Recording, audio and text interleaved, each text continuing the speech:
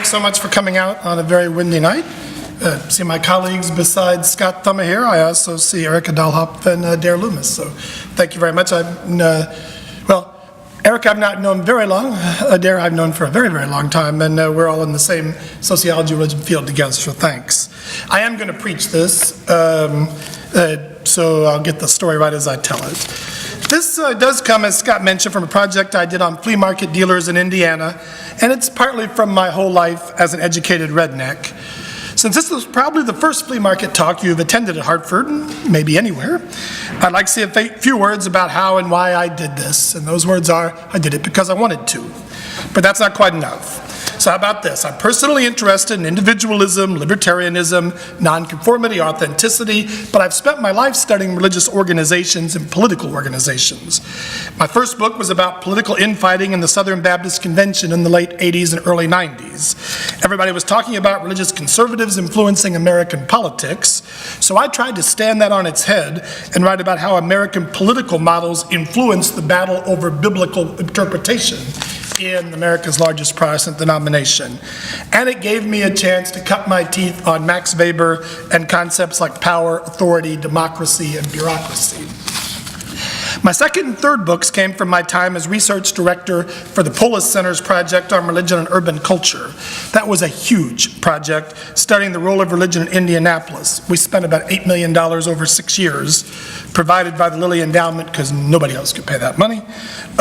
In our biggest summer, I had 5 PhDs, a dozen graduate students, and 30 undergrads doing field work for me, and we collected data on 500 congregations. I got deeply involved in faith-based welfare reform, and for a while I was the Midwest distributor of charitable choice expertise. I wrote many articles, and my booklet, 10 Good Questions About Faith-Based Welfare Reform, was being used at the White House. I know that it was. I was a member of the Rockefeller Roundtable on Religion and Social Welfare Policy.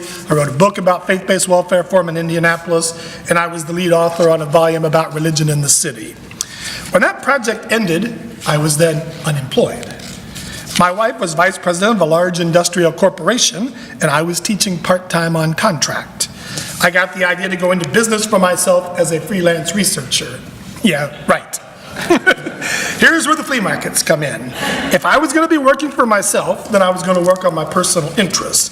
Very interested in the relationship between religion and politics. Lots of people are. I still am. I was living in southern Indiana, and I'm from southern Indiana, so there was no way for me to write about this without reflecting on my own southern, Hoosier, and fundamentalist roots. Now, nobody here but Scott and Jennifer know, and you know now, that I deal with my inner redneck by shooting flintlock rifles and throwing knife and tomahawk, and also watching basketball, drinking beer, and fishing. I do love flea markets. So I got the idea to capitalize on this heritage by inviting my flea market friends to help me think about the relationship among individualism, freedom, religion, and politics. So I did what I do. I started getting behind the numbers a little bit. Now, most everybody knows that at least 85 to 90% of Americans believe in God or some higher power. But only about 75% think of themselves as members of religion, and only about 60% think about themselves as members of a religious organization. Only about 50% probably ever go. And weekly attendance at congregations is more like 25% or less. Yeah, that leaves a lot of space between belief in God and membership or participation. A lot of what is called belief must be pretty disconnected from religious institutions.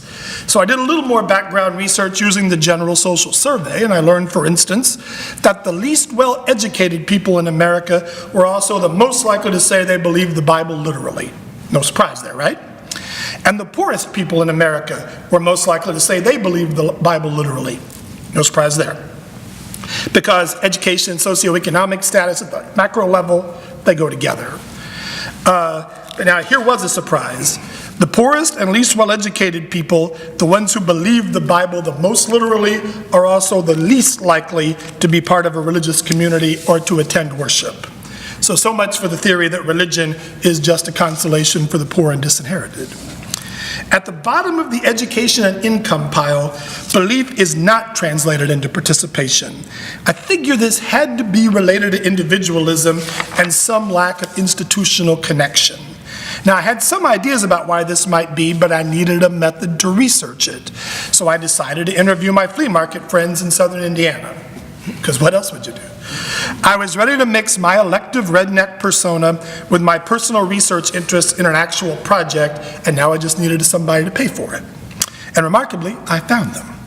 I proposed this project to the Louisville Institute, a wholly owned subsidiary of Lilly Endowment based at Louisville Presbyterian Seminary, and they gave me $46,000, a little less than the $8 million for my previous project, but enough to pay me a part-time stipend and to pay my interviewees $20 a pop for talking to me. I also could pay transcribers. And that grant was made to me as an individual, so I like to think that I was a freelancer studying other freelancers. The bulk of my interviews, about 40 out of the 60 I did, took place in the 2 flea markets that occur for 10 days twice annually in Friendship, Indiana. These temporary markets surround the National Muzzle-Loading Rifle Association's national shoots, in which about 1,000 people compete twice a year and about 10,000 people attend. I compete there myself. Scott has been there. I've been going since the mid-'80s. I keep a small trailer on the grounds where I camp. My other interviews occurred away from Friendship at the 3 markets in Gnawbone, Indiana. These are real place names, by the way.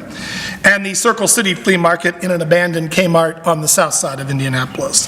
Wanted to make sure the influence of Friendship didn't too overly skew my results. But Friendship was the epicenter, and inevitably, Friendship became the backdrop for the story. Essentially, this is true, I went from booth to booth asking people if they would consider talking to me. I went in the middle of the week when they weren't that busy. I told them who I was. I asked if they attended church more than twice in the past year for anything other than weddings and funerals, because I want people who didn't go to church. And most people were happy to talk to me and happy to get the $20 cash, which I paid on the spot. I talked to older and younger people, including flea market veterans and newbies, but I should note, and you know this from the name of the talk tonight, I only interviewed white people.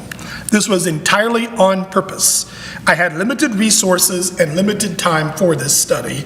I had the variables of social class and education more or less under control. Race would have introduced an unmanageable variable into what I was doing, so I just didn't do it. And to be honest, it wasn't that hard at these flea markets. As I go along, you'll realize this was always going to be a story about white people, so I decided to own that up front and tell the story I could tell. At least you can't say you were misled by the title. Now, the questions I asked would not surprise you. I wanted to know about their attitudes toward business, the marketplace. I wanted to know their political opinions, including their positions on a wide range of specific issues, and I wanted to know about their religious beliefs and practices. In the marketplace, I found the dealers were generally very trusting of one another and very distrustful of big businesses. Though honestly, most of their contact with big business came from patronage at places like Walmart, chain restaurants, and banks, especially banks. They hate banks. I thought I'd hear the usual middle-class lament about lawyers, but I didn't. Poor people out working for themselves do not have much contact with lawyers.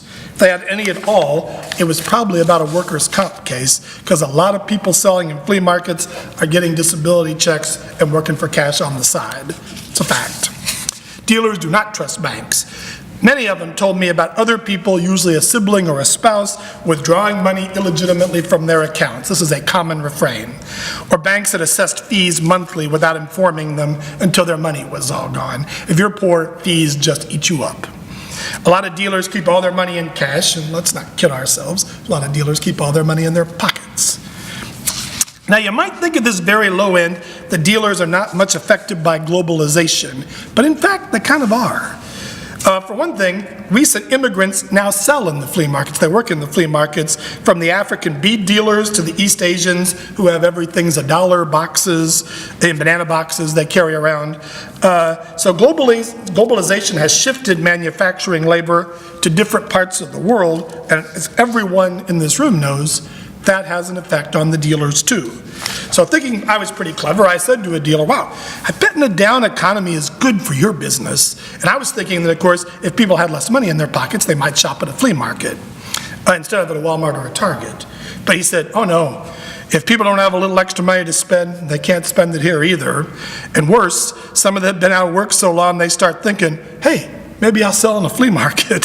So I have half as many customers and twice as much competition. So after that, I kept my well-informed comments to myself. Now, the dealers are concerned about the ruthlessness of the market and the lack of concern for the little guy. They're worried that immigration, especially illegal immigration, is keeping the wage floor low on unskilled and low-skilled labor, and they are right, of course, it does do that. They don't trust insurance companies who, in their view, will always find a way not to pay off when something bad happens. But here's the thing, they still like capitalism in general. The free market still rings true to them in kind of the same way folk religion does, which we're coming around to. They just think the system is too locked up, too skewed in somebody else's direction. I ask a lot of questions about politics too, because my interviews were primarily about politics and religion. Out of my 60 subjects, only a handful describe themselves as Republican or Democrat. They don't like the label. And in fact, they did not see the parties as hugely different. Now, I need to tell you, I was doing these interviews in the early 2000s. So a number of people reminded me that George W. Bush and John Kerry, 2004 candidates, were both members of Skull and Bones at Yale. I don't know if you knew that, but working people know that. Since I work every day with people who have degrees from Yale, I have a degree from Yale, I don't think much about that. But for my friends, this was confirmation that the frat boys from the Ivy League have it all locked up. Most of the dealers are not what I'd call anti-government. Indeed, many of them would be happy to get a little help, but they don't expect to get any. The most common refrain you hear is, you know what the problem with welfare is? It's that people who need it can't get it, and the people who get it don't need it. This is so frequently repeated, in fact, that after a while I started writing the usual in my notes. So they're not anti-government, but the distrust is palpable. I talked to one older hippie woman who told me, and I quote, and this is a direct quote, so I'll say it, "My government is a backstabbing bitch who will kill her own and kill those who are working for her," end quote. So when you see the bumper sticker that says, "I love my country but fear my government," those people are probably not joking. On the issues, the dealers were even more evenly divided than you might expect. They generally took the view they didn't want government to coerce people because they didn't want to be coerced. Small majority said they were against abortion, but they often followed that with, "But I wouldn't want to tell anybody else what to do." And in fact, some of the dealers were pro-choice. On gay marriage, and this was before gay marriage was legal, I got similar results. Most people said it made them uncomfortable, but then they also said, "But I still wouldn't want to tell anybody else what to do." Even on immigration, the dealers were less hardline than I expected them to be. Yeah, they were worried that illegal Mexican immigrants were forcing down wages. And you may know it's a staple of white working class lore that illegal Mexican immigrants are getting huge welfare benefits illegally. I mean, that's common talk. But you know, even then, they would say things like, "But you know, I don't blame them personally. They're hard workers and I'd do the same thing to feed my family if it was me." Now, you wouldn't be surprised to learn the huge majority of my subjects were supportive of the individual right to bear arms. Now, this was way before Newtown, but it was 4 years after Columbine, which was in '99. But I did 40 of my interviews in markets surrounding a huge shooting event and 10 more down in Narbonne, so I was clear on the rural side of the rural-urban divide. So the executive summary, they don't trust government, they think the rich have it all locked up.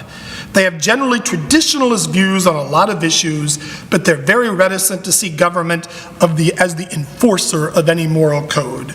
Truth to tell, they are populists, though most of them would not use that term.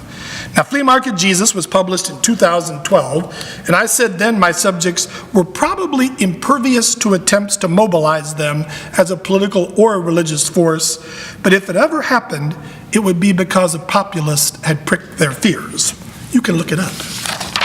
Now, I'm not sure they were ever mobilized, but I got the populism part right. White poor people wanted to believe they had found someone on their side, and no matter what you might hope, they don't think that advocating more government programs constitutes being on their side. Which brings me to a brief synopsis of their religious views, which is where we're headed here. Without a doubt, without any doubt, my subjects believe in God. They believe in the supernatural. They believe God cares for them and looks out for the little guy.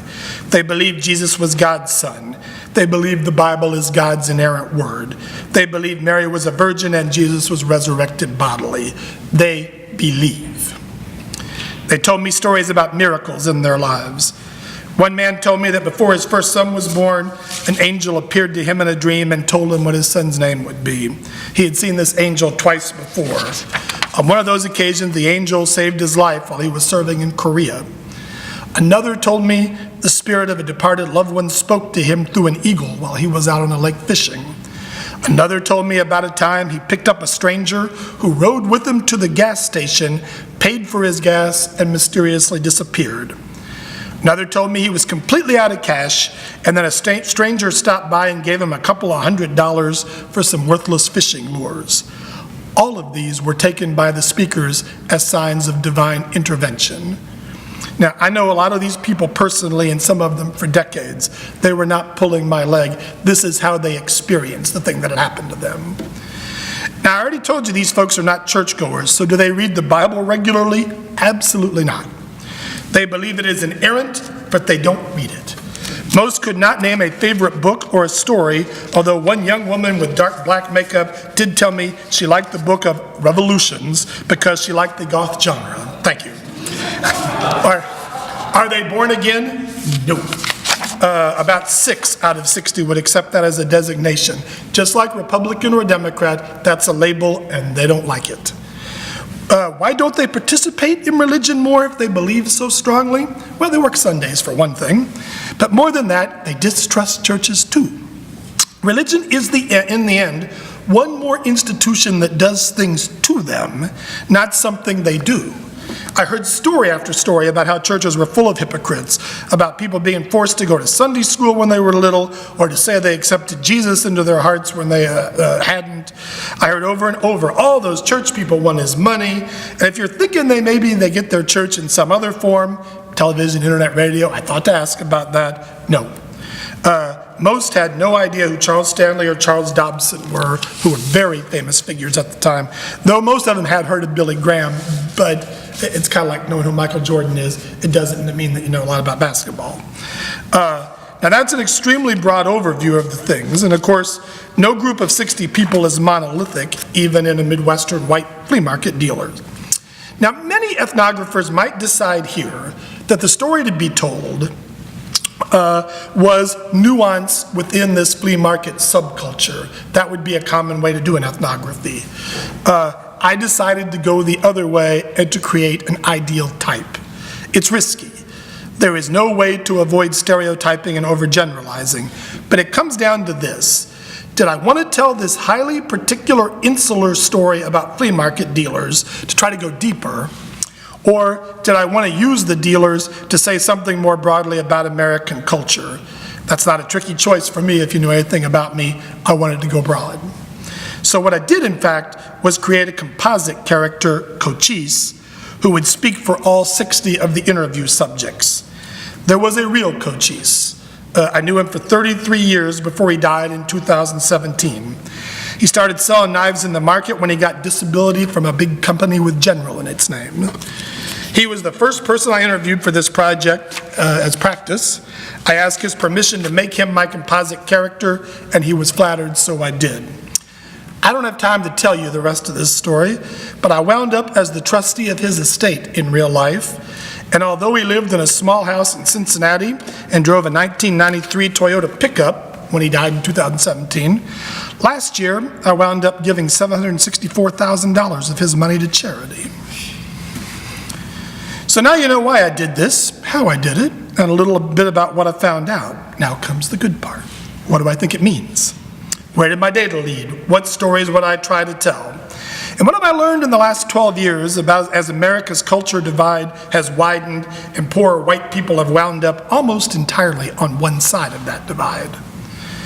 One story essentially wrote itself. I'd gone into this assuming that flea market dealers shared many theological beliefs with conservative, evangelical, even fundamentalist Christians. I wondered how this linked up to their political views. I realized that I looked at my interview data, my subjects were very different from what most people would call conservative, evangelical American Christians, the kind of people in the moral majority. Now, both groups are biblically conservative. In fact, the dealers tend to be literalist about the Bible. They are thoroughly uninfected by critical thinking. Thank you.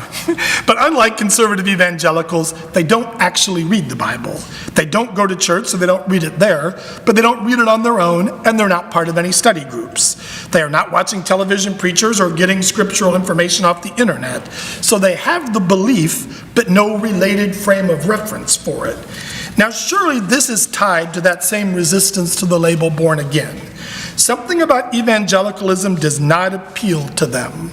They don't read the magazines, watch the programs, or follow the political discourse. They were never particularly sensitive to the hot-button topics like gay marriage or abortion. After all, what's that got to do with them? But of course, the question is not only why don't they choose evangelicalism, it's also that evangelicalism does not choose them. Let's face it, as a cultural and political movement, evangelicalism is thoroughly middle class.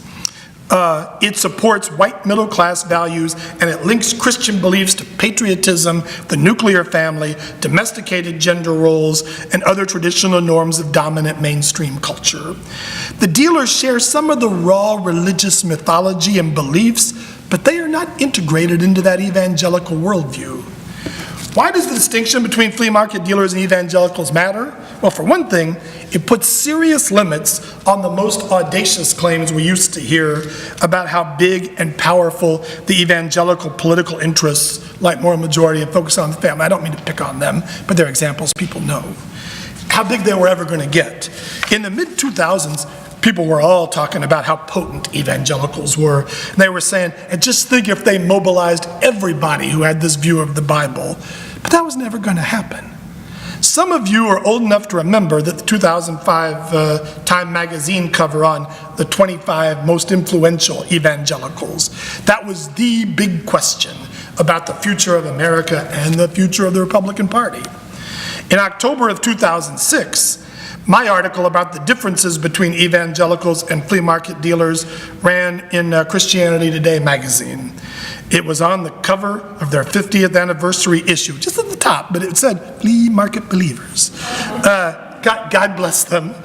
Now, the cover read, Evangelicals, How We've Moved from Cultural Curiosities to the New Internationalists. My article must have struck a lot of Christianity Today readers as odd. It sat next to Mark Knowles' historical review of the movement and an interview with Billy Graham. There could hardly be two more important figures. But my point was that believing in a literal Bible, a virgin birth, and bodily resurrection does not make someone a potential evangelical. It is a categorical mistake to focus on the high number of people who share these traditional folk beliefs and assume someday they're all going to join together. Why? Here's where we come to it. Because movements are shaped by institutions and the mobilization of resources, and those are tied to education, ethnicity, and social location. Do I sound like a sociologist now? Americans tend to rush toward the conclusion that beliefs are what really matters in religion. Our Protestant heritage pushes us there. For lots of Protestants in America, the key question is whether a person believes, by which they mean that person assents to some set of propositions, that she has the correct opinions. Faith comes to be equated with belief. But that's not the only definition of faith. For others, faith is about participation in a community. I don't have to tell you this. It's about reading the scriptures, practicing theological and ethical discipline. In faith communities, there are television programs, magazines, internet sites, social media venues, bookstores, movies. That's what culture is made of. For poor white people, they are not part of that. They have the same folk beliefs related to that larger evangelical movement, but they're not part of that movement, and they are never going to be. And I said, the evangelical movement is not ripe for major expansion, and I got that one right too. I was glad I could come here tonight and tell you what I got right. Later, the media moved on to the Tea Party as the new conservative hobgoblin, because somebody has to be the conservative boogeyman in all the stories. Then it turns out the Tea Party had a lot of the same people with the same distrust of an expanding federal government. See Robert Putnam's work on this for how the conservative Christian movement, the Tea Party, turned out to be a lot of the same people. But it was packaged less as a question of traditional family values and biblical literalism. The dealers were never evangelicals, and they weren't Tea Partiers either. So that story was my low-hanging fruit. But that couldn't be all there was. I got into this with the dream of using the dealers as a seldom tried window into something uniquely American. So I started writing my book, but I didn't like it, so I wrote it again. In fact, you'd be forgiven for wondering how it took me 6 years from the publication of that Christianity Today article to write a little 120-page book. But I could not get it right, it just would not sing. I sent a draft to a university publisher, and they told me they could not imagine how they could sell a book about a topic that nobody was asking about, and they were almost surely right. And then something unexpected happened. I got invited back to my college, Wabash College in Indiana, to give a lecture named for one of my former professors. And I realized I couldn't just go in there and tell this ethnography about the subculture, so I did something that never would have occurred to me to do. I put myself in the story. I realized this was about me and my dad and guns and religion, as much as it was about these people I was studying. And so in Flea Market Jesus, I tell that story about all of us together there. Now, if I just come here to talk about this book, did I mention Flea Market Jesus, and its setting in Friendship, Indiana, and yes, that is a very real place, and my 35 years of going there and throwing tomahawks and shooting muzzle loaders, then we talk about that, friendship now. But that's not why I'm here. I want to talk some more about this white folk religion and what it means for this folk mythology to float free from institutions. Something important is happening here, and we need better ways of talking about it in our society.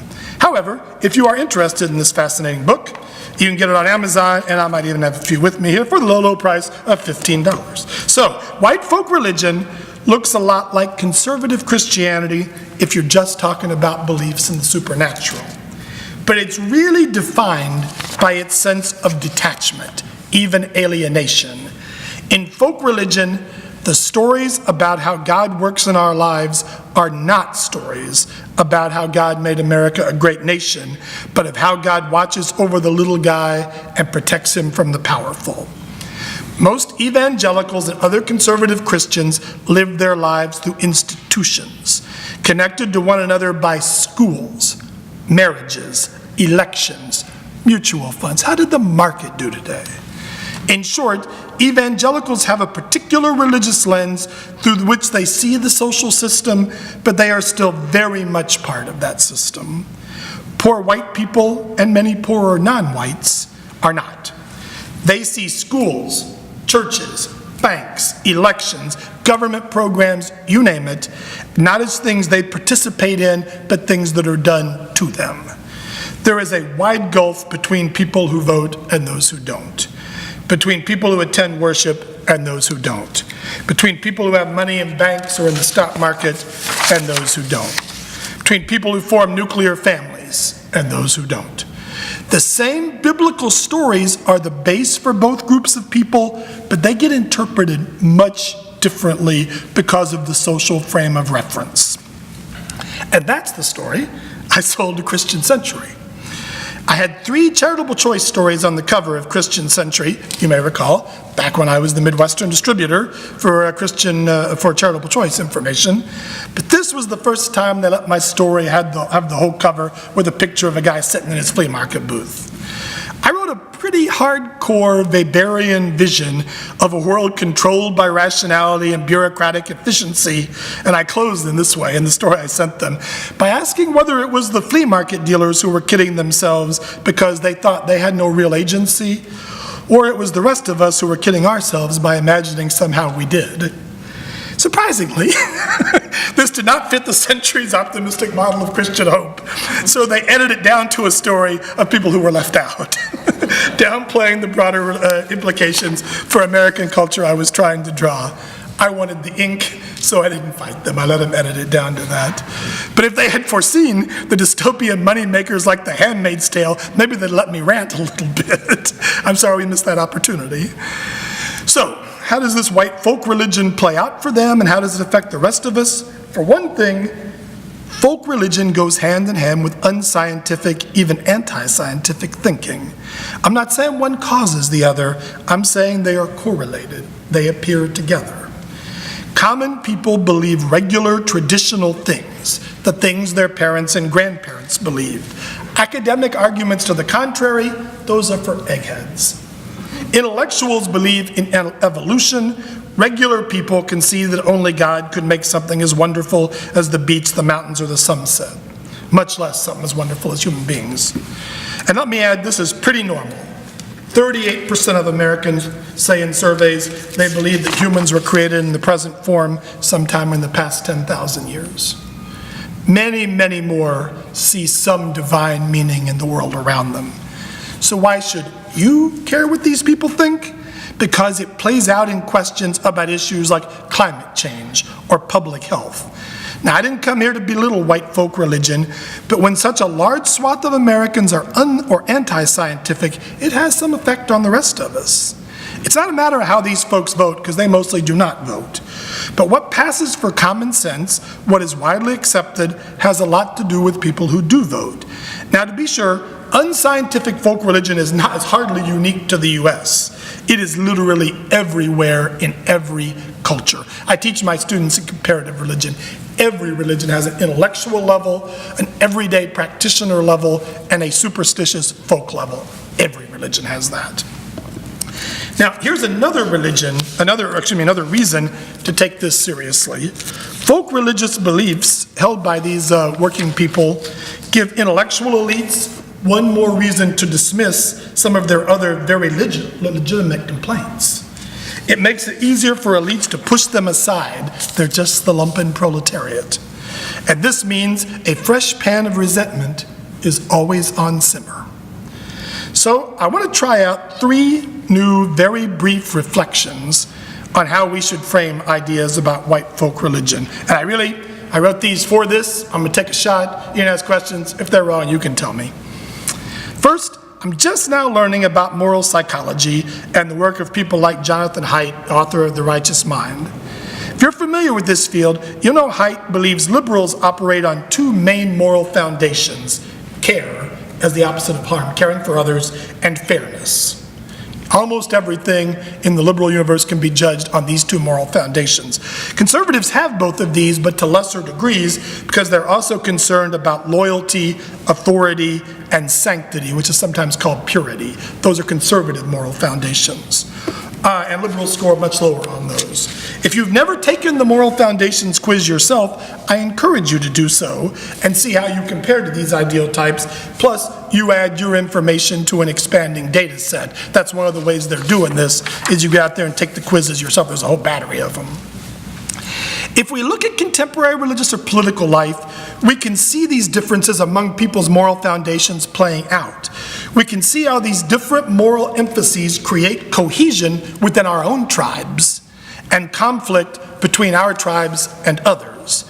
Now, the idea that cohesion and conflict are 2 sides of the same coin, that's as old as the sociology of religion. That is one of the main findings in sociology of religion. But I worry about how these moral foundations play out for people who have no institutional footing. Many of these disaffiliated folk have a strong sense of sanctity, sometimes called purity, but the institutions of marriage and family have not been easy for them. They are inclined toward authority. They probably even believe society requires more authority, but they do not trust government as a source of that power. Now, does this make them more vulnerable to populist pitches or even demagoguery? I don't have this all the way worked out yet, but I think maybe it does. I think people who believe strongly in authority but don't trust the government are more likely to find themselves supporting authoritarianism. Lots of people, maybe all people, believe some things that others consider weird. The weird beliefs by themselves do not worry me at all. That's just the human condition. People believe weird stuff. Write that down, weird stuff. But most of us in the middle of the upper classes, we channel these ideas into institutional settings that help manage, guide, and control our activities. Our communities serve not only as a support for us, but as valuable checks on our worst impulses. They really do. We might harbor conspiracy theories, but we still kind of act inside the fold. I have this uneasy fear that for the institutionally unaffiliated, folk religion blends with folksy politics to leave some people even more isolated and exposed. Yeah, it's great to be free from too much institutional control. You know, those cheating banks, those lying lawyers, greedy clergy. We should never lose sight of the fact that legitimate authority helps us organize and arrange our lives. When we lose our sense of legitimate authority in institutional settings, we are actually more vulnerable, not less vulnerable, to the raw power exercise and authoritarianism. So I worry about that. My second reflection has to do with the potential value of folk religion, especially in rural communities. I've been talking to a few church people and hospital people about a research project looking into the role that religion, including religious congregations, play in trying to hold together rural communities that are under considerable social and economic stress.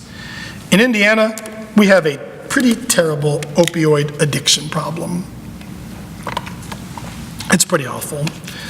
Maybe on the front page of the New York Times, Scottsburg, Indiana. Most of it's among rural and small town white people who are socially adrift. We still have a lot of working age people out of the workforce, including an unusually high percentage of men. And let's be completely honest, the economy is never going to be better than it is right now. So if these people are out of luck now, it's hard to imagine how that gets better. Now, the problem is not lack of jobs. It's people who are disconnected from family, church, school, or government, trying to find their way in a world that just doesn't seem to have a place for them. And then, of course, there's the dope. Now here, I think it's possible religion could be part of the solution, but I'm not sure. I have an MD friend who has worked with clinics that provide social support alongside the Suboxone she prescribes. They have talk therapy and group sessions trying to get people off of the opioids, but they also get a substitute drug in the Suboxone. Now, most health people I talk to about the opioid problems tell me the solution will have to be, it must be, both social and chemical. The problem is, conservative churches in 12-step programs, they do not like to hear this. They want to believe it's about the force of will, or God's grace, or the power of communities. But medical professionals tell me it takes a combination of inner strength, social support, and chemical assistance. And I don't know if you know this, but among people who do addiction stuff, 10% is considered a win. I mean, if you get 10% to change their behavior, you have really done something. Anyhow, these clinics have group sessions of talk therapy. Somehow, somewhere inside the minds of many of these addicts, they still hear the religious stories of their childhood. Maybe their grandma's voice still offers hope of redemption. It's not much, but it's possible some faint connection to those religious beliefs might be a port in this storm, a rock to cling to. And while clergy hardly need responsibility for yet another social pathology added to their very full plates, it's possible some clergy and congregations can serve as bastions of social connection. If this is true, then the folk religion of white middle America might be the last hope for nudging people toward communities of trust and support. When I was a teenager, I was a born-again evangelical myself. I remember the old question, if you died today, do you know for certain you'd go to heaven? Ever asked somebody that? I have. And then we'd tell them the Romans Road with verses from the book of Romans. I don't have time right now, but if you want to hear the Romans Road, I'll do it in question time. But here's the amazing part that I never even thought about back then. That sales pitch only works if everybody assumes the Bible is authoritative. I was saying to some stranger, I can show you how to be saved because this is what the Bible says. But this presupposed that they just knew somewhere deep inside that the Bible was true. It was wired into them some way. Because if they didn't care what the Bible said, I didn't really have much to offer them. And yet thousands of people told the Romans Road millions of times precisely because they could assume that their audience considered the Bible authoritative, even if they had no idea what it said because they'd never read it. That built-in sense of biblical authority might be a pretty darn thin foundation for helping people become more integrated into the community, but it might be the best thing we've got. Though I feel like I should add that decent paying jobs with dignity might help too. Now, My third reflection has to do with how all of us manage our intuitions and inclinations. If you've read Haidt's Righteous Mind, or especially if you've read Daniel Kahneman's Thinking Fast and Slow, and if you haven't read Kahneman's Thinking Fast and Slow, go home and read that. You realize that the rational actor model that people like us like to trade on is horribly incomplete. Oh, heck, the rational actor model is just plain wrong. It's wrong. And I'm a rationalist, and I'm wrong. Don't misunderstand me. We all use reason to some degree, but reason is the driver sitting on top of a very large elephant. That's what Haidt talks about. And that elephant is made up of some combination of our intuitions, our experiences, our emotion, the way our brains are wired, about which relatively little is understood even yet. Now, we all have intuitions, feelings, inclinations. Most of the time, we tell ourselves we're using reason to figure something out. What we're really doing is using sophisticated arguments to justify what we already thought and felt. People like me, and probably you, I don't know you that well, are highly skilled at the sophisticated argument part, but in fact, we mostly just support ourselves in what we already have in the bag. I think this is what is meant by Jesuitical. But in fact, we all do it all the time, and maybe we just don't do it quite as well as the Jesuits. In highly specific areas like science, and even social science to a lesser degree, we may be highly trained elephant riders, and we bring discipline and direction to the elephant. But you know, if an elephant really has already decided to go in a direction, it will. Now, let me give this to you as a personal example also. When I was young, I heard God's voice. I did. I had very strong intuitions, ideas, and imagination, and I interpreted what I was thinking as God speaking to me. And the people around me, including my closest friends and my parents, they supported me in that. They believed God was speaking to me, so it was real. That is the definition of real. Today, I am genetically the same person, but over the decades, I was trained, and I trained myself not to interpret my intuitions as God's voice. In fact, I've trained myself not to trust my intuitions, to ask critical questions about them. And by the way, I'm not apologizing for this. A lot of our institutions are wrong, and we should challenge ourselves. Learning this discipline is very valuable, but it only goes so far. But my point is that I've done this within certain institutional settings, not to beat a dead horse. Most clearly the academy in my case. Others do it in their own settings. For older people and more traditionally minded people, this often involves a church or other religious institution. For younger and more liberal people, this often involves political parties or movements. Look out on Facebook and you'll see people talking to their tribes, describing their intuitions, describing their elephants, and signaling to others how much their intuitions and their elephants agree. It's mostly a big festival of signaling to one another how smart we are and how much we agree about this. We post things because we know our friends will like them. We imagine this all constitutes truth or reason or logic, but most of the time we're just confirming our biases. And you know how you can be sure of this? Think of the times you really tried to enter an argument on Facebook or Twitter. You really tried to use reason and facts to convince the other side. How did that turn out? And if you said to yourself, you know why that happened? Because the other side won't listen to reason, well, that proves my point. Now, bring this back to our folk believers whose intuitions do not get the same level of grooming, care, and support. They have intuitions. They have feelings. They're trying to make meaning in the world just like you and me. But the world always seems to be against them, always pushing back at their sense of things. Little wonder they wind up alienated and anomic, or resentful and angry, or in the worst cases, all those things. I wish I could conclude tonight by suggesting a way forward. I preached this little talk to you. I told a couple of funny stories. I even added 3 points. We did a prayer at the end. We got this baby going. There'll be an altar call. There ought to be some sort of promise or challenge, but I'm not especially hopeful because many of the people enmeshed in folk religion are adrift institutionally. The traditional moorings that might once have held them to their place of birth and their extended families have been wrenched loose. To the extent the institutions of our society really are organized in an impersonal, rational, bureaucratic fashion, and you get ahead by merit in the system, then these folks are out of luck. However, to the extent that those institutions are really based on power and birthright and cronyism, they are also out of luck. And they are not alone in this. All of us live in a world of consumer-oriented individualism, and there are some real benefits to that. Never mistake that. Every person in this room has the opportunity to make choices their grandparents or great-grandparents could only dream about.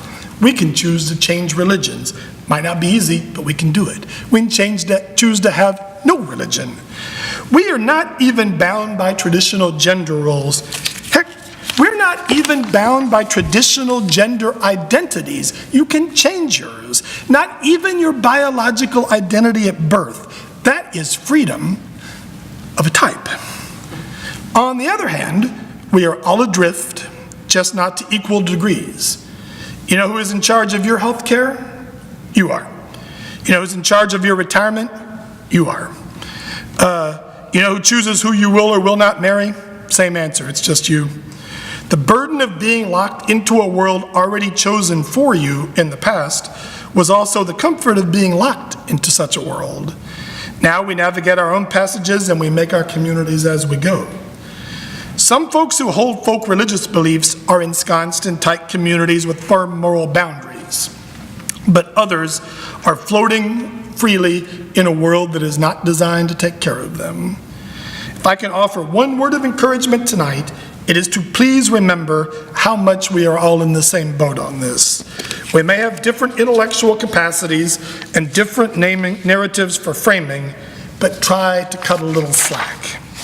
We are all just trying to make meaning and to find a place for ourselves, and it is just not that easy. Thank you.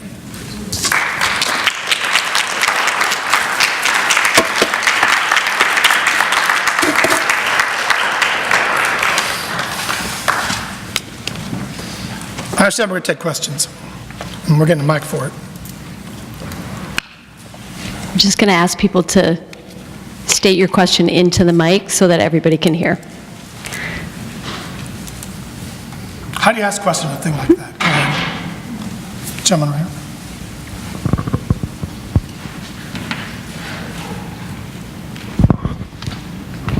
Hi, thank you very much for your talk. Of all the people you interviewed, how many identified as being military veterans and belong to an organization like the American Legion or the VFW? I know I frequent flea markets here in Connecticut as a customer. You know, I see a lot of guys there who I know from the veterans groups in the VA hospital where I go for my treatment. I would say that's a great question, and I would say relatively few. Now, and so it may have been the particular nature of these flea markets, but I do think of that as a kind of institutional affiliation that carries people for a very long time. I don't know about you, but both my dad and my stepfather were a veteran. They both only spent, just a regular 4-year hitch, but it was a defining feature of their lives for their entire lives. And my dad was buried in a flag draped coffin, and his funeral was conducted with military honors. And so I have to say, of this group, relatively few. And now, part of that could have been this. I had a qualifying question about whether you worked for yourself and you hadn't gone to church at least twice in the last year, because I was looking for the most institutionally disaffiliated people. If I had to bet, and this is just off the top of my head, no data in front of me on this, I would bet that military veterans also more likely to be church attenders because more likely to be in institutions that guide our lives. I don't know that, but that's what I guess. It's a great question. Please. Evangelical churches frequently have soup kitchens, rescue missions, all those carrying out the injunction to care for the poor. Does the poor participate and take part in these, and then is that a bridge or an avenue to go into the church? Let's see. The answer is yes, they positively do. You weren't asking that question. You know dang fine that they do those things. Evangelicals, yes, some people, poor people, participate in them. Really more based on my experience in the Indianapolis project studying 500 congregations, I would say that it is relatively rare that the recipients of those kinds of social services ever wind up in the congregations that offer them. Would you say it was, I mean, everybody's welcome to argue that point because I have any data in front of me. And it's because religious participation is more tied to, it's belief, of course, but it's also ethnicity, it's culture, it's social class, it's education. I mean, I don't want to get all technical on you, but birds of a feather do kind of flock together on that. And when people do those kind of services, for the most part, they're not thinking of it as a recruitment tool, and it doesn't tend to work that way. I have a great example of a thing that happened in Indianapolis, and in one sense it was genius. There was, I could tell you his name, it doesn't make any difference. He had the idea that he wanted to get a program that every congregation that could afford it would adopt one family. And the idea was, we're in this congregation, we've got social support networks, we've got families, people here have jobs, some of us work in the same companies, that what these poor people lack is this social network. And of course, they're correct about that. They lack that. We could give them that. They could become part of our social network. We could get them a car. We've got clothes the mom could use to go for job interviews. We could help with the kids, and that they could become part of our community. And rather than just giving them a fish, we would be having them join our community of fishing. That's pretty good. I just came up with that. But anyhow, my point is that it turned out disastrous, because they got these families, and it turned out the mom didn't just not have a job, that she was a substance abuser, and she hit her kids, and she was hit as a child. And suddenly these congregations realized it was going to take everything they had to keep these folks afloat, because they didn't have those resources, and it just all kind of busted up. So, I mean, I never criticize people whether they're only doing charity. It is a fantastic thing when people offer those services, but I think bridging those community gaps is tough. But many times evangelicals, when I've spoken to them about this, they kind of see this as a field ripe to harvest. That these are our people. We should be able to get these people, but there's probably a reason they're not already there, and it turns out that is tough to do. Good question, too.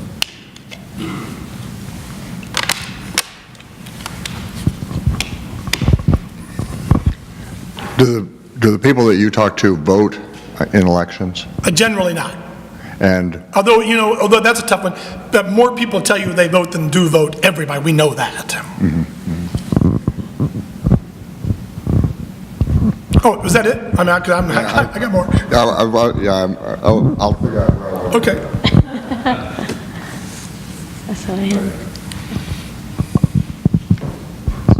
So in your study, are you profiling mostly men, or what was the gender breakdown? It would have been pretty close. I'm not going to say it was 30-30, but it wouldn't have been worse than about 35-25. Okay. So pretty close. Fair number of women work in flea markets, and a fair number of couples work in flea markets. Okay. I was just wondering if women had more opportunity for connection through motherhood and childcare, and I got to tell you, the God's honest truth here is a lot of the young people I saw working in flea markets, their parents were taking care of their kids, and so the grandparents were raising the kids. And for the older people I talked, they were watching their grandkids. And you may know that is extreme.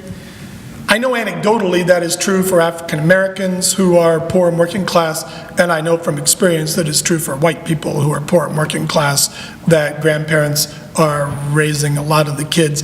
And it's partially because lots of us take for granted a kind of two-income couple where we manage these child care and other things, and that for poor and working people, that's just one more institution that has kind of eluded them. Now, I admit, I mean, a pretty strong view of nuclear families, and I think the breakdown here has been, it's one of the driving causes of child poverty, but I don't have any more solutions than anybody else does for it. I know you can only guess at this, but is this? I'm the kind of guy who just takes shots. I know. So is this population that you looked, is it growing? Distrust of institutions? Wow, and That is a tremendous question, and I don't know, but I'll tell you this, that I am pretty persuaded by the data I see that as America has divided religiously and politically, that each side trusts the other side. Yet, have you seen any, I've seen some pretty good stuff, that even 40 years ago, if you were looking at kind of the furthest left to the center Democrat and the furthest left to the right Republican, there was a lot of overlap in the middle, that the far right Democrats were more conservative than the far left Republicans, and now there's essentially none. That the most conservative Democrat is more liberal than the most liberal Republican. And now, this is not a talk about politics. I think this has happened in religion. I think we look at the Methodists right now, figuring out that after all this time, this is not going to fix, that they thought they could wait this out and that this was going to fix, but it's not gonna. And so I do think there is a distrust of the other side, and I don't know, I hope that is a cultural moment, but I worry that it is not. And I worry that even political science as a field is driving this, and now I'm going to say way more than you want me to say here, but there is a theory in politics that you know what you got to do? You got to get that middle voter. That there are people like me. I have voted both Republican and Democrat at least once in the last 3 presidential elections. At least in one of those, I voted Republican or Democrat. That people like me, that it's kind of 40-40, and you got to shift that 20 to your side. And so you should be looking for people in the center. Yeah. A lot of us think of that intuitively. I have friends who are political scientists who say that is exactly wrong. That in fact, there isn't that 20% in the middle, that's imaginary. That there's people like me, but people like me turn out to be a set of very few people. That most people, even if they say they're independent, their biases are conservative, or they say they're independent, their biases are liberal. So in fact, what you ought to do is double down. Be more conservative and get more of your voters to the polls, or be more liberal and get more of your liberal voters to the polls. Stop fooling with that center, mobilize your base. This does not make me, and this may be absolutely right, but it does not make me the least bit hopeful, because that builds the kind of distrust that the way to do that is to convince your base that the other side is even scarier than you think they are. And I find that worrisome. So is the distrust of institutions the appeal of Bernie Sanders and Donald Trump? Is it this? Are each of those people appealing to the same distrust? It might be the same type of distrust, but it might be the same type of distrust in different people. But the underlying problem of distrust and institutional disaffiliation may be the same. And again, I'm not sure on this, but I do worry about that. Also, that for the long, here's the thing, I'm doing the talk here about how reason is the rider on the elephant. I have this awful fear that marketing people and religious people and political party operatives, they're kind of hip to this now, and so they are poking those moral foundations. I don't know if you've read Jonathan Haidt's book, but Haidt actually worked for the Democrats. He heard a John Kerry speech, and he realized, oh my Lord, that's terrible, because he was arguing these rational things about policies, but he wasn't hitting any of the moral foundations. He said, no, you got to reframe these points so when people hear them, they say, oh, that's not right, that hurts people, or that's not right, that's not fair. That if you don't poke those moral foundations, then it's not going to work.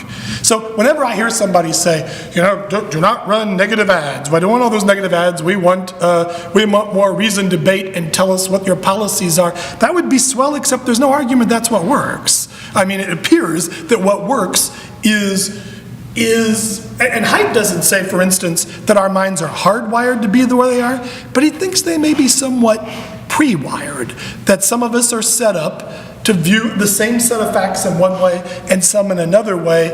And I have this fear that marketing people have known this for a long time, and that's how telephone marketers get you to buy stuff you don't want. Surely you've had the insurance salesperson come to your house once in your life and show you the video of how terrible it would be if you had a fire, and you're thinking, oh, I don't want that. And so you buy the insurance you don't need because it doesn't get you in the thinking part, it gets you in the lizard part of your brain that is sitting back under there. That was a long answer, but that's what I think.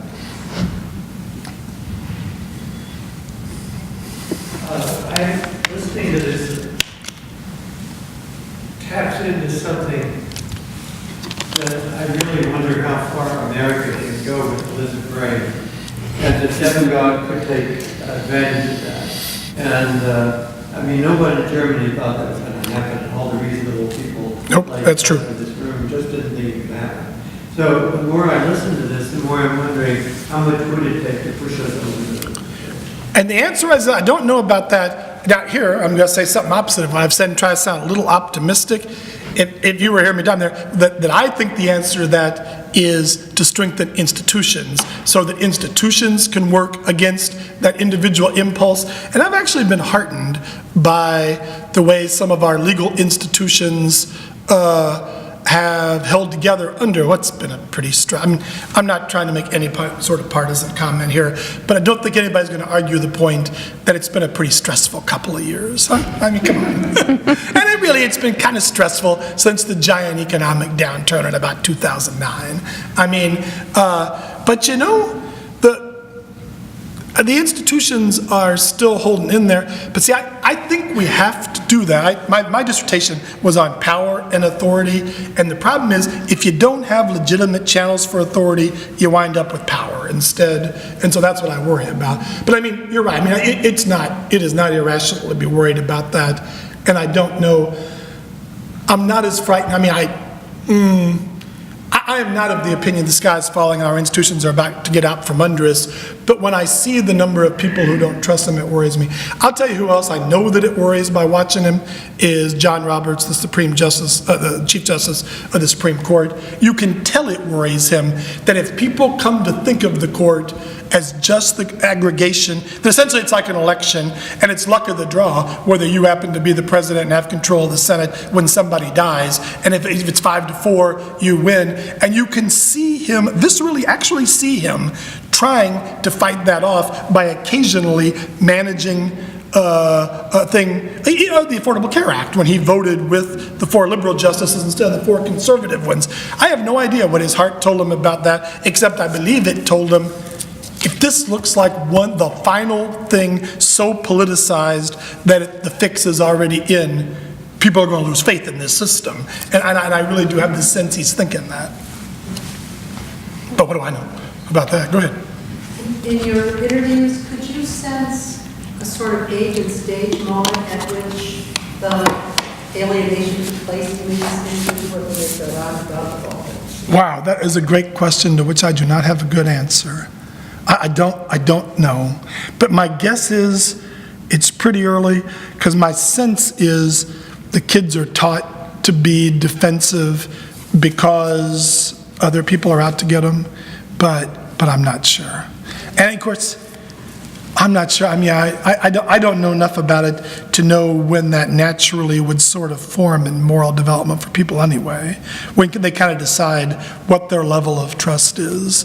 I don't know. Sorry. That's a good question.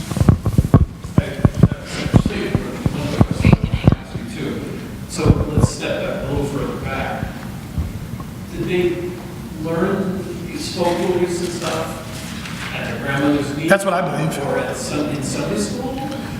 Some. I mean, some of them have drifted away, but my sense is also it was more part of the general culture. That Bible stories and things like that were more ordinarily part. I got to tell you, I was raised Southern Baptist. When I went to Wabash College, I took a course called Culture and Traditions, and essentially we learned Islam. I mean, we spent like 4 6-week periods just learning things they thought every educated person should know in case you didn't get those in their other classes. And we did one on Judaism and Hebrew Bible, and I thought everybody knew the story of Samson and Delilah, that everybody knew about Noah and the ark, and I was stunned to find out even then that lots of my fellow Hoosier college students did not know those stories. So I do think they're out there in the culture, and their grandmas tell them those stories. But again, if If there's not any institutional support for that, it just kind of floats up into the ether. So do they also have other folk beliefs like Bigfoot? The question is, I actually don't know. I did not ask those questions. And it would be a good thing to know. My guess is yes. Well, I mean, from being in friendship, right? Yes. There was a whole bunch of alien stuff and all. Yeah, no, my guess is, just because, why not? I mean, I would guess that people from outer space and Bigfoot, a ton of Americans believe, for instance, in reincarnation. My guess is my dealers were not big into astrology, but lots of Americans are, which I always find absolutely fascinating, the number of people who, and here's the thing, this is why I don't like to go by belief too much. When people say, like, I believe humans were created in their present form sometime in the last 10,000 years, I mean, what they really mean is, I think, that's what normal, good people think, and so I think that too. Not that I've given this a lot of deep study, and this is the conclusion I have reached. So yeah, I mean, I just think those things are out there. Here. Do we have one more? This will be the one last question. Make it a good one, don't let us down. I apologize. I came, I think, 5 to 7 minutes late, so if you address this, No you can problem. defer. I'm curious about contentment and happiness and levels of sort of well-being or, pursuit of happiness. And studies seem to consistently show less educated and poorer, or those with less income, although I think there's, it's not perfect in terms of the trajectories, but do tend to have a greater sense of contentment and well-being. Did you experience that in these people as well, or was it different because of the flea market nature of their lives? Or, I mean, it's great to be educated and be reasonably well off, but if you're not as happy at the end of the day, I don't know, there's something going on there that's important to explore as well. It's a tremendous question. I did not ask that question specifically either, but my sense of things are that, yes, people are fairly contented because they are comfortable in their own skin. They may feel put upon, but they see their lives are of a piece. I mean, the things they believe, the things they're doing, the way they live, they see those things fitting together. I mean, we are kind of trained to question our intuitions and to question ourselves. And I mean, that's going to lead to a certain amount of discontentment. And of course, I think you and I might both say, and in a certain sense, that's a good thing. Like, I wouldn't trade it off. I would not be willing to give up 30 IQ points to be happier because I'd have a lot of technical questions. So my sense is probably, but here's the thing, even if I'd asked them that question, that's something for which psychologists would develop a scale, and I'd have to have some battery of questions that got at that, and so I don't know. So it's not only that I didn't address it, it's that I couldn't address it. But thank you. And thanks everybody, thanks very much. Thank you.